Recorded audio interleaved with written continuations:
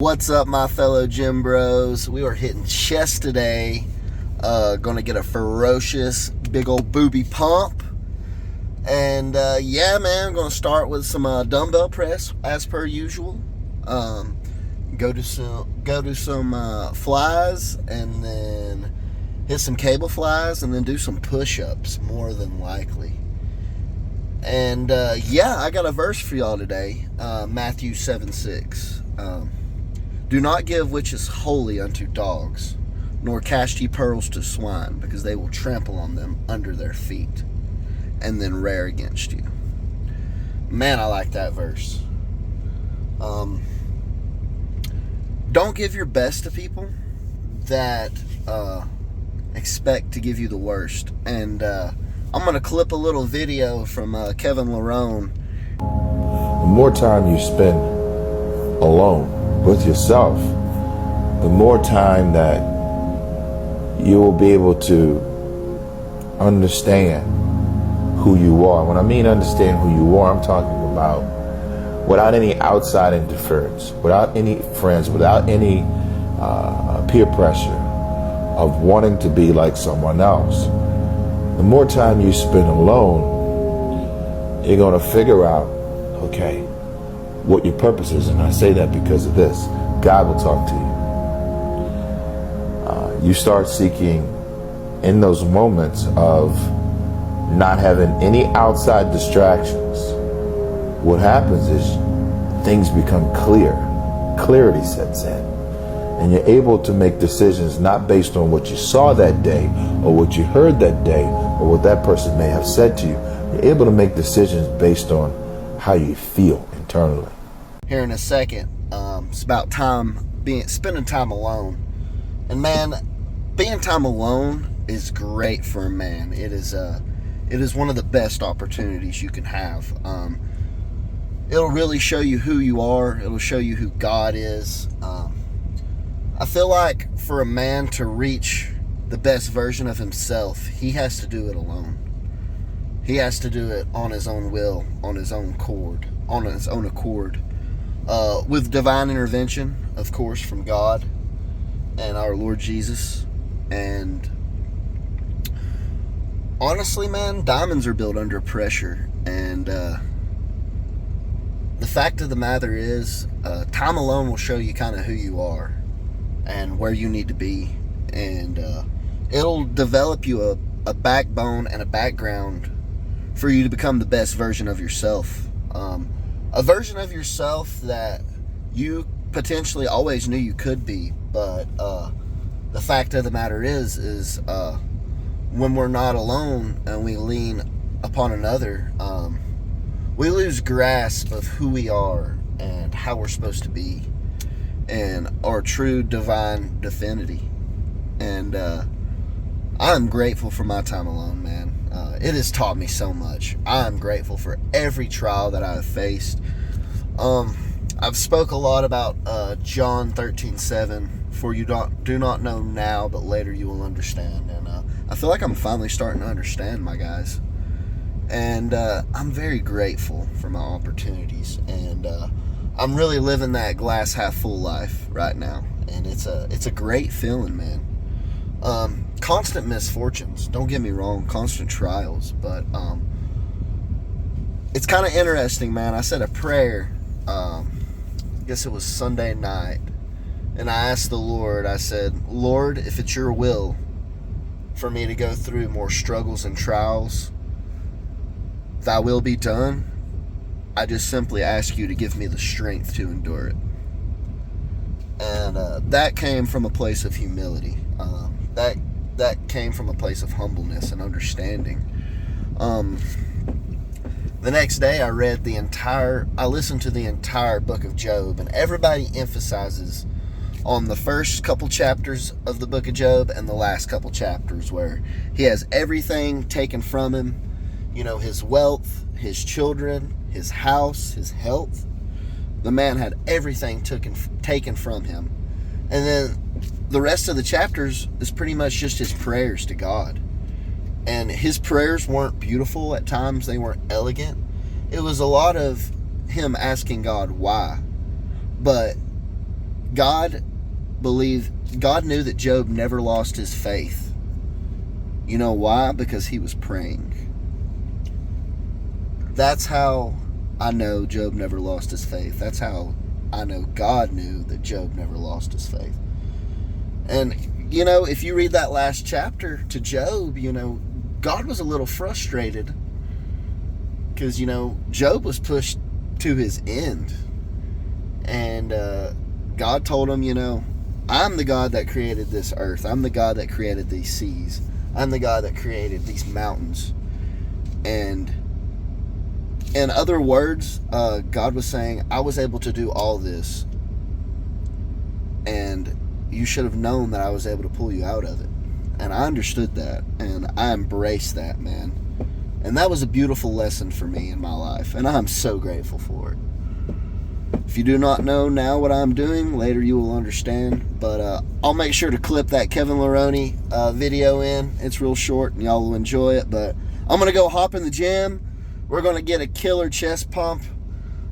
Push some hundreds. Hopefully before long, I'm going to get some access to some heavier dumbbells so we can push more weight. But y'all stick around and enjoy. And we're about to get after it. All right, folks, we're going to start with some heavy dumbbell press. Going to push these hundreds around. Just something atypical for me. But I'm going to go, let's push for 12 to 14. And then I'll try to do 2 sets of 10, 2 sets of 12 after that.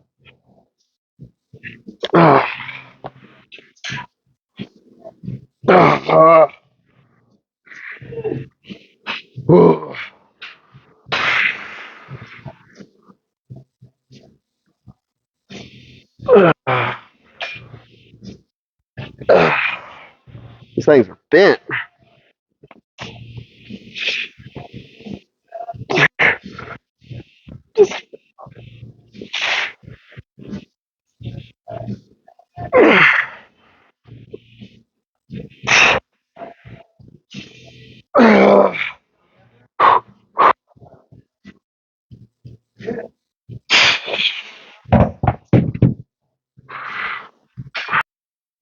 Might cut out here, so we'll do a little voiceover. Man, these dumbbells were warped. It was hard to control them and get a good grip, but see that 1,000-yard stare before you go in and do them dumbbell presses.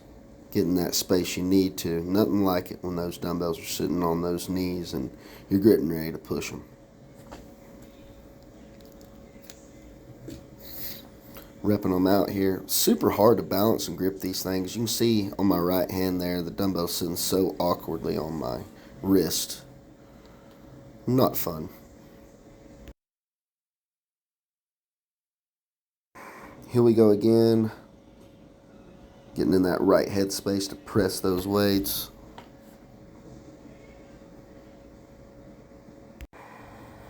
Here we go, baby. Press them up, press them up.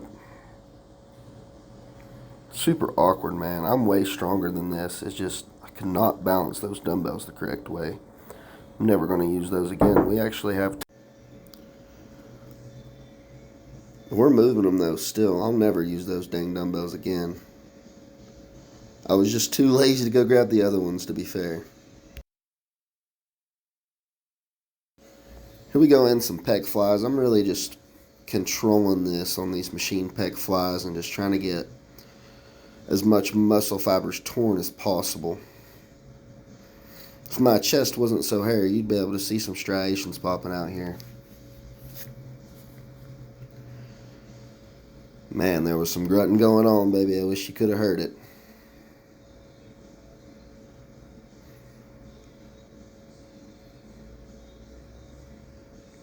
Really feeling that contraction.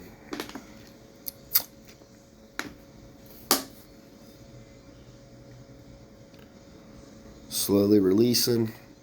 That time under tension does wonders. Here we go again. Same thing. Feeling that pump. Trying to get those double D's, not gonna lie. Not gonna lie. Great movement here.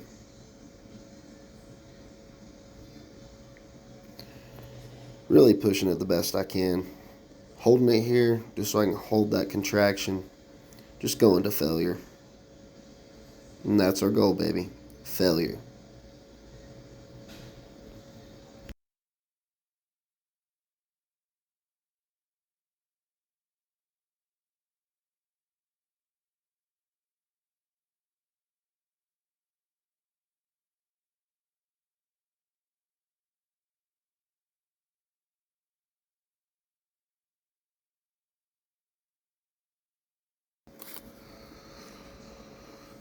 Going to some dumbbell flies here. Big fan of the fly movement for chest growth. I just feel it so well, especially after a heavy compound movement.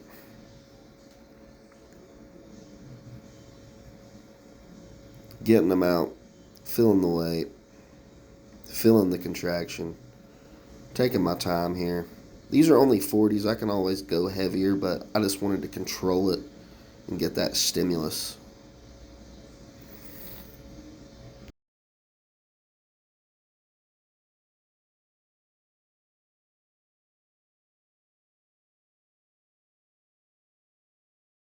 Still pumping them out. Still getting that growth. Still getting that movement. This is what it takes, ladies and gentlemen. Feeling that stretch there. Good set. Last one right here. Getting them in. Getting that stretch, of course. Just a work of art. And that's what bodybuilding is sculpting your body into a work of art.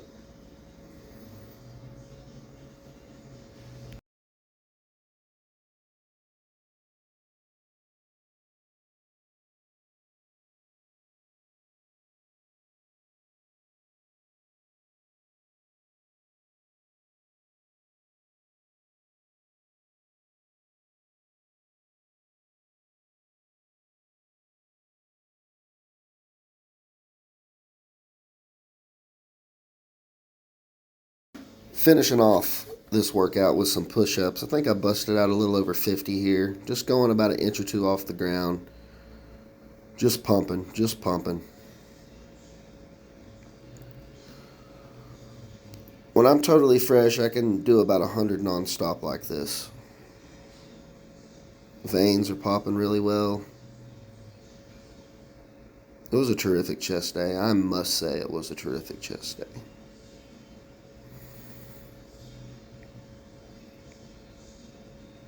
To failure, and earbud pops out. And that's what we're talking about, baby.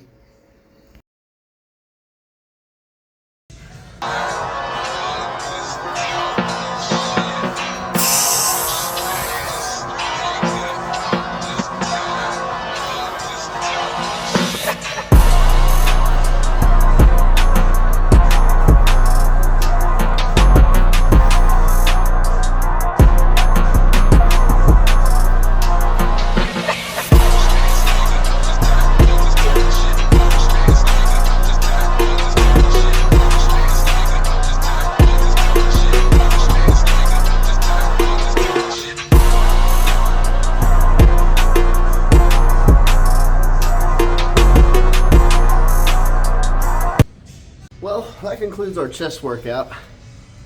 Hairy chest and all, but it was a good workout today, guys.